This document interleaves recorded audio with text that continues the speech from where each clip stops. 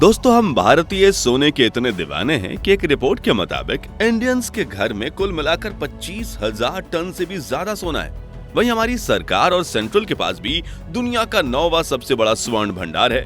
जन्मदिन से लेकर शादी ब्याह तक और इन्वेस्टिगेटिंग करने से लेकर दोस्तों और रिश्तेदारों के बीच अपनी धाक जमाने के लिए हम भारतीय आए दिन सोना खरीदते रहते हैं। लेकिन क्या आप जानते हैं कि पृथ्वी के गर्भ में गहरी खदानें बनाकर सोना कैसे निकाला जाता है? फैक्ट्री में इन सोने के ईंट और बिस्किट्स कैसे बनाए जाते हैं? और ज्वेलर्स सोने के बिस्किट से हमारे पसंदीदा गहने, ब्रेसलेट और बाकी सुंदर आभूषण कैसे बनाते हैं? अगर नहीं तो इस वीडियो को पूरा जरूर देखिएगा, क्योंकि आज हम सोने की मैन्युफैक्चरिंग प्रोसेस से जुड़ी हर बात जानने वाले हैं।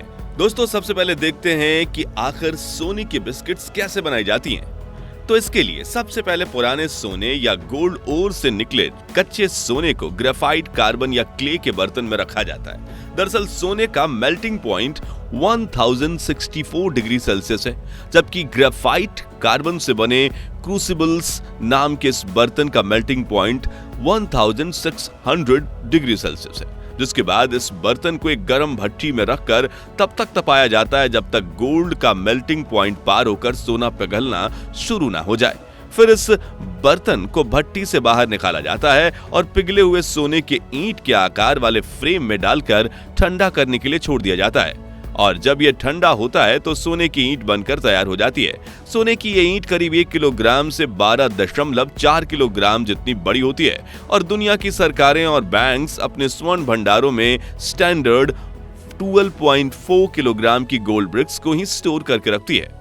शादी ब्याह हो या दिवाली का त्योहार, हम भारतीयों को सोने के बिस्किट्स खरीदना काफी पसंद है, क्योंकि उसमें मेकिंग चार्ज भी नहीं लगती और कोई अन्य मेटल में मिलावट भी नहीं होती। लेकिन क्या आपने कभी सोचा है कि ये 90.9% प्योर गोल्ड बिस्किट्स आखिर बनाए कैसे जाते हैं? तो सबसे पहले भट्टी में गोल्ड ब्रिक्स को पिघलाया जाता है, जिसके बाद उन्हें बड़े बिस्किट्स के आकार के कंटेनर में डाला जाता है। हालांकि पूरी तरह से ठंडा होने के पहले ही इस तरह के बिस्किट्स को बर्तन से बाहर निकालकर एक गर्म सॉल्यूशन में डुबाया जाता है। फिर रोलर मशीन से कई बार गुजारते हुए इनकी लंबी पट्टियां बना ली जाती हैं। अब इन गोल्ड की पट्टियों को एक हाइड्रोलिक कटिंग मशीन में रखा जाता है, जो इनमें से सेट किए हुए आकार के बिस्किट्स को काट लेती हैं और बचे हुए हिस्से को फिर से पिघलने के लिए भेज दिया जाता है। जबकि इन बिस्किट्स को आगे की प्रोसेस के लिए ले जाया जाता है, जहां वजन करके इनमें से एक्स्ट्रा सोने को घिस कर निकाल दिया जाता है और आखिर में हाइड्रोलिक प्रेस की मदद से इस बिस्कुट का वजन, प्योरिटी, कैरेट वगैरह प्रिंट करके बेचने के लिए पैक कर दिया जाता है। वहीं इन्हें बनाने का दूसरा तरीका है गोल्ड ग्रैन्युल्स का इस्तेमाल करना। दरअसल कई फैक्ट्रीज में लंबी पट्टी बनाने के बजाय सोने के छोटे छोटे दाने यानी कि गोल्ड ग्रैन्युल्स बना दिए जाते हैं। फिर उनका वजन करके एक मोल्ड में भरा जाता है, जिसे एक ऐसी मॉडर्न भट्टी में रखा जाता है जो इस मोल्ड को गर्म करके अंदर का सोना पिघला देती है और पिघला हुआ सोना मोल्ड में बिस्किट के आकार को ले लेता है, जिसके बाद ऊपर मार्किंग प्रिंट कर दी जाती है। Gold bracelet making process. दोस्तों, जैसे लड़कों को सोने का कंगन पहनना काफी पसंद होता है, वैसे ही गोल्ड ब्रेसलेट लड़कियों के दिलों के काफी करीब होता है। हालांकि दिखने में ये ब्रेसलेट जितने खूबसूरत लगते हैं, उन्हें बनाना उतना ही ज्यादा मुश्किल होता है। जैसे कि ये खास तरह का ब्रेसलेट बनाने के लिए सबसे पहले गोल्ड बार को एक के बाद एक अलग अलग आकार के रोलर्स में घुमाए जाते हैं ताकि ये तार की तरह बन जाए। फिर इस तार को छोटे छोटे राउंड हॉलो मॉडल्स में खींचते हुए जरूरत जितना पतला किया जाता है, जिसके बाद एक मशीन 100% एक्यूरेसी के साथ इस पतली सी तार को गोल गोल घुमाते हुए इसे एक नया आकार दे देती है। वहीं दूसरी तरफ बार में से ब्रेसलेट के लिए छोटी छोटी गोल्ड स्ट्रिप्स काट ली जाती हैं। अब एक कारीगर मैनुअली अपने हाथ से इन स्ट्रिप्स पर गोल्ड वायर को दोनों तरफ से लपेट देता है और ग्रूव्स में फंसाता जाता है, जिससे तार अपनी जगह से खसकने ना पाए और आखिर में इसे गोल लठेई में मोड़ते हुए कलाई का आकार दे दिया जाता है। फिर फाइनल स्टेप में इसमें गोल्ड हुक्स लगाकर वेल्डिंग प्रोसेस की मदद से उनमें टाके लगा दिए जाते हैं। इस तरह से फैक्ट्री में एक गोल्ड ब्रेसलेट बनकर तैयार हो जाता है।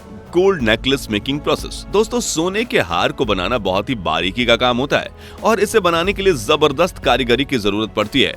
यही वजह है कि भारत में आज भी इन्हें मशीनों के बजाय हाथों से बनाया जाता है। इस पूरे प्रोसेस में सबसे पहले रॉ मटेरियल यानी कि कच्चे माल जैसे कि सोने के तार, सोने के दाने, सोने की चेन को इकट्ठा कर लिया जाता है और इकट्ठा करने के बाद कारीगर हार बनाने की प्रोसेस शुरू करते हैं। जिसके लिए एक राउंड गद्दे पर गोल आकार छापा जाता है और उसके आसपास चैन बिछाई जाती है। बता दें कि यह गद्दा स्टिकी मटेरियल से बना होता है ताकि हार में लगने वाले हर पीसेस अपनी जगह पर चिपके रहें। अब कारीगर एक एक करके सभी गोल्ड पीसेस को सही जगह पर रखता है और अब इसके लिए एक गोल्ड मोल्ड तैयार किया जाता है, जिसके लिए कारीगर एक खास तरह की पेस्ट को हार और गद्दे के ऊपर रखकर उसे सूखने के लिए छोड़ देता है। कुछ घंटों बाद जब वह पेस्ट सूख जाती है तब दूसरी तरफ से चिपके हुए गद्दे को हटा दिया जाता है, जिसके बाद आग से गर्म करते हुए हर तरफ से सोने के दाने को एक दूसरे के साथ चिपका दिया जाता है और आखिर में पेस्ट वाला मोल्ड निकाल दिया जाता है। इस तरह से कई बारीक टुकड़ों से पूरा का पूरा हार तैयार हो जाता है। फिर इसे पानी से धोकर पॉलिश किया जाता है और ये लड़कियों के गले की शोभा बढ़ाने के लिए पूरी तरह से तैयार हो जाता है। गोल्ड से अलग अलग ज्वेलरीज कैसे बनती हैं, वो तो हमने देख लिया, लेकिन अब सवाल आता है कि आखिर इतना ज्यादा सोना आता कहां से है और गोल्ड ओर को प्रोसेस करके उसमें से सोना अलग कैसे किया जाता है। तो सबसे पहले समझते हैं कि सोना आता कहां से है। दोस्तों, हमारी पृथ्वी के गर्भ में बेशकीमती चीजों का भंडार है। पीने के लिए पानी, सोना, चांदी, तांबा जैसी धातुएं से लेकर पेट्रोलियम प्रोडक्ट्स तक सब सैकड़ों किलोमीटर गहराई में मौजूद हैं। अगर सोने की बात करें तो वो एक प्राकृतिक रूप से पैदा होने वाला एलिमेंट है। ज्यादातर वैज्ञानिकों के मुताबिक सोना फॉसिल से धरती के अंदर तैयार हुआ था, जबकि कुछ वैज्ञानिकों का ये मानना है कि करोड़ों अरबों वर्ष पूर्व पृथ्वी पर मेटियोर यानी उल्कापिंड की बारिश हुई थी। तब वही उल्कापिंड सोना, चांदी और प्लेटिनम जैसे धातु पृथ्वी पर लेकर आए थे और इम्पैक्ट से बड़े बड़े गड्ढे बनने की वजह से ये धातु उन गड्ढों में ही समा गए थे। इस तरह धरती के गर्भ में अब भी काफी सोना मौजूद है, लेकिन बदकिस्मती से साइंस या केमिकल प्रोसेस के जरिए लैब में सोना नहीं बनाया जा सकता।